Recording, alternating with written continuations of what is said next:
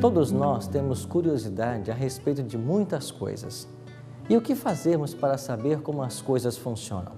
Bem, se nós queremos saber como é a vida de casado, temos que perguntar a alguém que já casou o que de fato acontece quando se casa. Se queremos saber qual é a sensação de andar de avião, temos que perguntar a alguém que já andou para que ele nos explique. E se quisermos saber o que acontece quando morremos, temos que perguntar a alguém que já morreu. De fato, a Bíblia apresenta alguém que já morreu, mas vive e tem todas as respostas.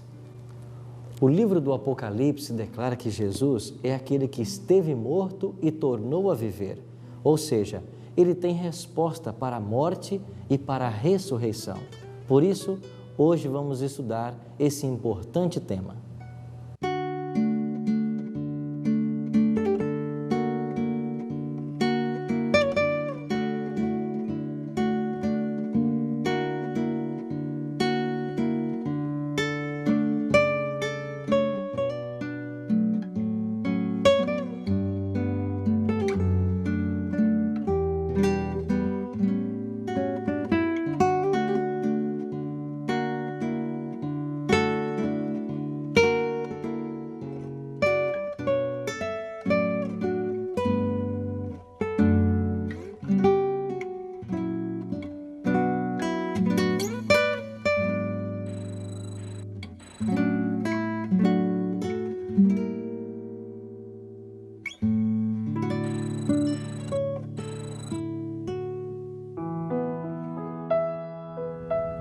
Nossa vida muitas vezes parece uma longa estrada, mas não sabemos o que existe no final dela.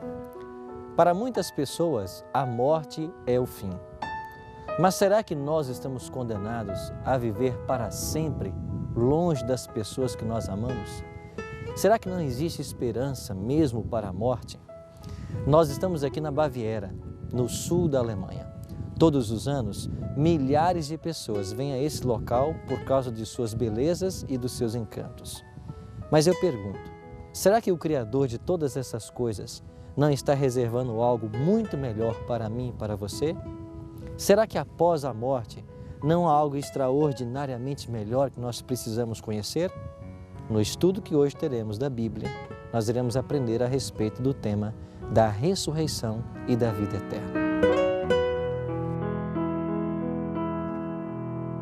O homem não foi criado para morrer.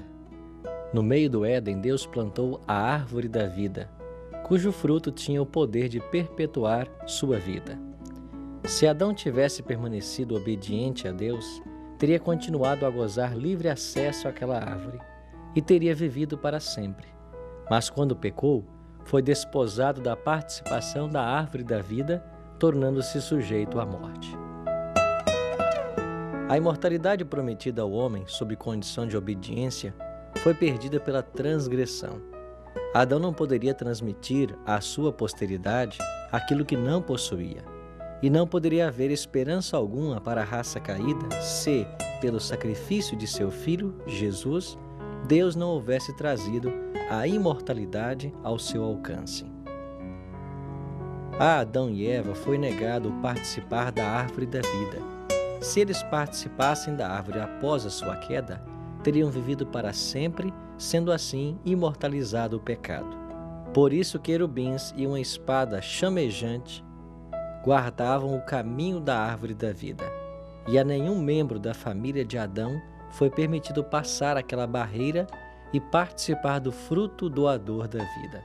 Não há, portanto, pecador algum imortal. A ideia de que o homem possui imortalidade inerente é uma mentira satânica. A teoria da imortalidade da alma foi uma das falsidades que Roma tomou emprestadas do paganismo. Martim Lutero classificou-a entre as monstruosas fábulas que fazem parte do monturo romano de decretos. Comentando as palavras de Salomão, no livro de Eclesiastes, de que os mortos não sabem de coisa nenhuma, escreveu Lutero: outro passo, provando que os mortos não têm sentimento, não há ali, diz ele, deveres, ciência, conhecimento, sabedoria, Salomão opinou que os mortos estão a dormir e nada sentem absolutamente, pois os mortos ali jazem, não levando em conta nem dias e nem anos, mas quando despertarem, parecer-lhes-á haver dormido apenas 1 minuto. Em parte alguma, nas Escrituras Sagradas se encontra a declaração de que é por ocasião da morte que os justos vão para a sua recompensa e os ímpios ao seu castigo. Os patriarcas e profetas não fizeram tal afirmativa.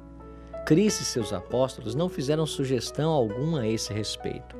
A Bíblia claramente ensina que os mortos não vão imediatamente para o céu. Eles são representados como estando a dormir até a ressurreição.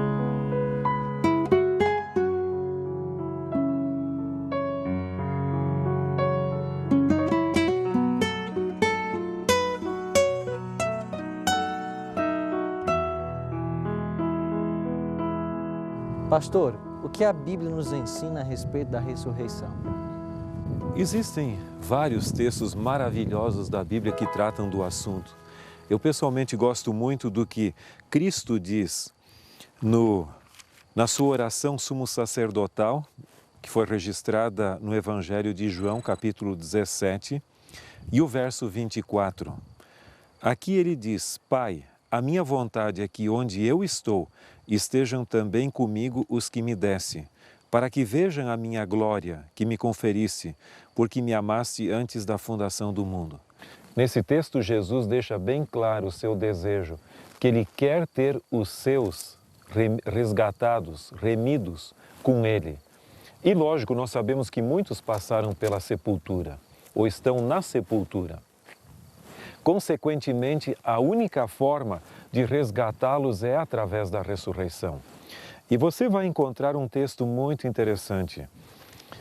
Em João, o capítulo 6 e o verso 39, Jesus outra vez expressa a sua vontade, dizendo: E a vontade de quem me enviou é esta, que nenhum eu perca de todos os que me deu. Pelo contrário, eu o ressuscitarei no último dia. E é interessante que nesse capítulo, várias vezes é repetida a mesma expressão. O final do verso 40 também diz: E eu o ressuscitarei no último dia. O final do 44, e eu o ressuscitarei no último dia. E nós vemos também no final do verso 54, e eu o ressuscitarei no último dia.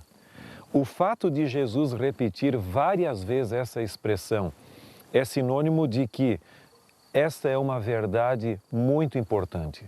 Os mortos hão de sair da sepultura. E o apóstolo Paulo, em 1 Coríntios, capítulo 15, ele fala a esse respeito também. 1 Coríntios 15, os versos 16 a 18 dizem: Porque se os mortos não ressuscitam, também Cristo não ressuscitou. E se Cristo não ressuscitou, é vã a vossa fé e ainda permaneceis nos vossos pecados. E ainda mais, os que dormirem em Cristo pereceram. É interessante que se os mortos não ressuscitam, Cristo não ressuscitou e os que dormiram pereceram. Se existisse a imortalidade natural da alma tão ensinada dentro do cristianismo, Paulo jamais poderia ter dito que aqueles que não ressuscitam estariam perdidos, porque já estariam no paraíso com Deus, os santos. E posteriormente, nesse mesmo capítulo, os versos 51 em diante acrescentam: Eis que vos digo um mistério, nem todos dormiremos, mas transformados seremos todos. Num momento, num abrir e fechar de olhos ao ressoar da última trombeta. A trombeta soará, os mortos ressuscitarão incorruptíveis e nós seremos transformados. Essa mesma verdade é repetida também na primeira epístola aos Tessalonicenses, do capítulo 4, a verdade gloriosa da ressurreição dos mortos. E em Apocalipse, o capítulo 20, é feita a distinção de que os justos mortos ressuscitarão por ocasião da segunda vinda de Cristo. Passam-se 1000 anos, ou seja, o milênio, e após esse período ressuscitam os ímpios para o castigo eterno. Portanto, essa é uma gloriosa verdade que encontramos na palavra de Deus. Agora, pastor, se o próprio Cristo apresentou essa doutrina e ela também é esboçada pelos apóstolos, por que essa verdade foi perdida de vista pelo cristianismo? No processo de aculturalização do cristianismo, ou seja, da paganização do cristianismo, uma das teorias gregas que se infiltrou no cristianismo foi a ideia da imortalidade natural da alma. Talvez a mais importante expressão dessa teoria aparece na obra de Dante Alighieri, A Divina Comédia, que tem uma seção sobre o paraíso, outra sobre o purgatório e a terceira sobre o inferno. Em realidade, entrou dentro do cristianismo a ideia de que a pessoa, quando morre, ou vai para o inferno ou vai para o céu, e se for mais ou menos, fica no purgatório. Ora, se a pessoa já vai para o céu, por que ressurreição? Eu tive, além disso, uma experiência dramática, certa ocasião, com um motorista de táxi na Argentina. Eu perguntei a ele se ele conhecia os adventistas. Ele disse que sim, que inclusive havia recebido estudos bíblicos de um doutor em teologia. Eu perguntei, mas o que impediu você de aceitar a mensagem adventista? Eu fui perguntar ao padre, disse ele, e o padre me disse que essa história de céu, de cidade com ruas de ouro não faz sentido nenhum. E ele disse que a vida eterna não é do próprio indivíduo, a vida eterna se perpetua pelos filhos e descendentes. Aí eu perguntei àquela pessoa, mas então o padre, que pelo menos oficialmente não tem filhos, ele não tem vida eterna? Para ele a vida é só a passagem aqui por esse mundo? E o homem não se deu por convencido. Em realidade, hoje, a ideia da imortalidade da alma é o que mais conspira contra a ideia da ressurreição do corpo. Até mesmo o famoso teólogo do Novo Testamento, Oscar Cullmann, na década de 1950, proferiu uma série de palestras na famosa Universidade de Harvard, nos Estados Unidos, na Escola de Teologia, e essas palestras foram publicadas na forma de livro sob o título Imortalidade da Alma ou Ressurreição do Corpo. Em realidade, o que acontece, os dois conceitos são autoexclusivos. Se eu creio que a pessoa, quando morre, já vai direto para a recompensa, não faz sentido a ressurreição dos mortos. Agora, se eu creio na ressurreição dos mortos, então eu devo também crer que os mortos fiquem em estado de inconsciência na sepultura, aguardando o dia da ressurreição. Do contrário, a ressurreição não faz sentido. Agora, pastor, quão relevante é essa doutrina para nós hoje? Eu creio que a doutrina da ressurreição tem um duplo sentido. O primeiro deles é o sentido teológico, de fidelidade à Bíblia. E se eu creio na ressurreição, então a segunda vinda de Cristo para ressuscitar os mortos e transformar os vivos faz sentido.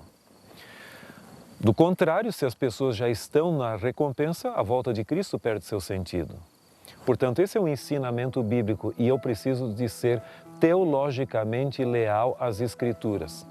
Um segundo aspecto muito significativo é a dimensão existencial. Quantos de nós e daqueles que estão nos ouvindo tiveram pessoas que foram ceifadas pela morte e permanecem na sepultura? Nós sentimos saudade dessas pessoas, amigas e familiares, e gostaríamos de tê-las conosco, mas não as temos. A Bíblia nos ensina a gloriosa certeza de que chegará o dia em que Jesus haverá de despontar nas nuvens dos céus. As sepulturas se abrirão e os mortos em Cristo ressuscitarão. E então nós os teremos para sempre conosco por toda a eternidade. Não há filosofia e não há teorias e conceitos humanos que possam substituir essa gloriosa verdade da ressurreição dos mortos ensinada pela Palavra de Deus. É maravilhoso ver a verdade que a Palavra de Deus nos ensina. Infelizmente, muitas pessoas não têm essa verdade ainda no seu coração. Se separaram de pessoas queridas, mas não nutrem nenhuma esperança de um reencontro. Cristo falou em sua palavra sobre duas ressurreições. A primeira ressurreição para aqueles que estão se preparando para o céu, para a vida eterna. Mas também falou de uma segunda ressurreição para aqueles que não estão se preparando para o céu. Eu pergunto, está você se preparando para esse momento glorioso da história cristã, quando haveremos de reencontrar todas as pessoas que nós amamos e termos vida eterna num novo céu e numa nova terra? Abra o seu coração agora e tome a decisão de entronizar essa verdade em seu coração e de se preparar para a vida eterna.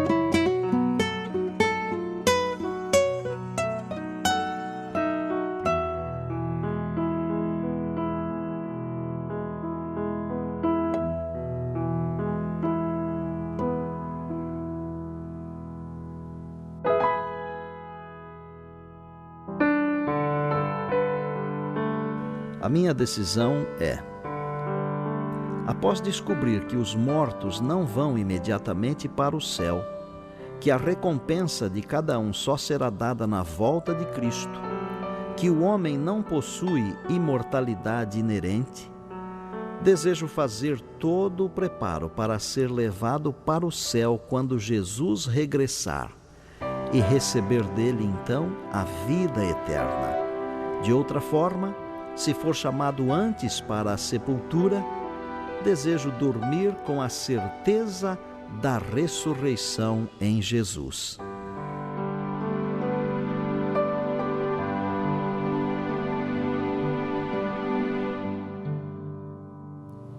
Se esta é a sua decisão, ore comigo agora. Bondoso Deus e Pai, obrigado pela promessa da Tua palavra de que um dia os mortos em Cristo ressuscitarão e nós poderemos encontrar as pessoas que nós amamos e que um dia foram levadas pela morte. Coloque essa esperança em nosso coração. Ajuda-nos a crer de que em Cristo nós temos resposta mesmo para a morte. Isso nós te pedimos em nome e por amor de Jesus. Amém. Hoje aprendemos sobre uma verdade da palavra de Deus, que havia sido pisada pelos inimigos da verdade.